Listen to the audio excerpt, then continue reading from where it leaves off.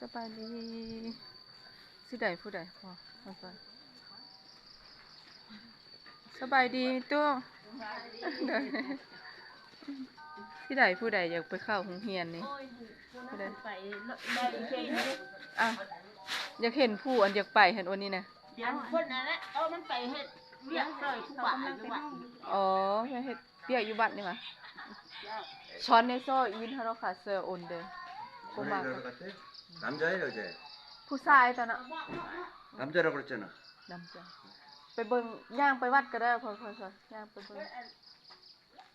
มันจะนำเอื้อยมันจะนำ เพิ่นไปนำเนาะเด้อ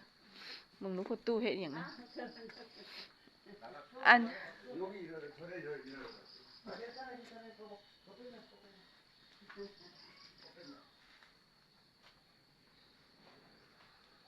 어머니지.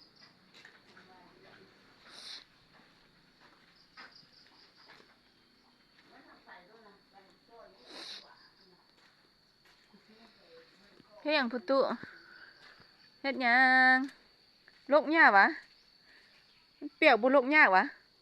ลกหญ้าบ่ เดี๋ยวหอมปีมาใส่ เดี๋ยวหอมเปรย์มันใส่นี่คักได้ทีน่ะลกออกให้หอมเปรย์ขึ้นเบิดนี่เนาะ ใส่เบิดระบดได้กันเหลือบดเดียวนี้ ใกล้ๆนี่น้ำเงิมอ่ะน้ำเงิมอ่ะบ่ได้ยินบ่ ไปเอียงเลย มาลิ้นมาลิ้น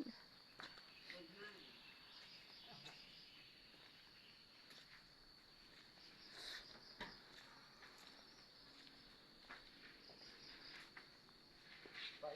อวดอะไรเลย โอ้ยต้องถามปวดอีหยังเพิ่นบ่ฮู้ ได้ยินอยู่ว่านั่นน่ะเพิ่นบ่ได้ยินลมแล้ว บ่ได้ยินดีปานใด 너 엄마야? 이 사람은? บ่observe ออกมา observe 할머니, 할아버지. 할머니가 이모 저러는 되네. 거야? 아니, 이렇게. อันนั้นเป็นผู้ใดสิลูกสาวอ่ะ ลูกสาวลูกนี่ล่ะหัวปลาเตดุนล่ะ อ๋อ 뭘, 딸이야? ตั้น เลี้ยงลูกหรือพัก อี할머니 딸이야? ขายไปซะนะ 할머니 딴. 그 딸이 키우는 거야? 예. 근데 할머니야, 제가? 여기가 할머니야. 여기 할머니야? 엄마 있네, 뭐. 잠깐만 물어볼게요. 나면 ลูกสาวผู้นั้นวะ อันลูกชายผู้นั้น ลูกชายเจ้า สามคนผู้นั้นแล้วหัวปลาเตจะบอกอันนี้ได้ อ๋อ ส่งเดือน อีโฮนให้หน้าใบ แล้วก็เลี้ยง แล้ว ลูก เอาผัวใหม่ละ 근데 왜 엄마가 없대, 있는데? อาป้าก็ไม่ 엄마가 없어?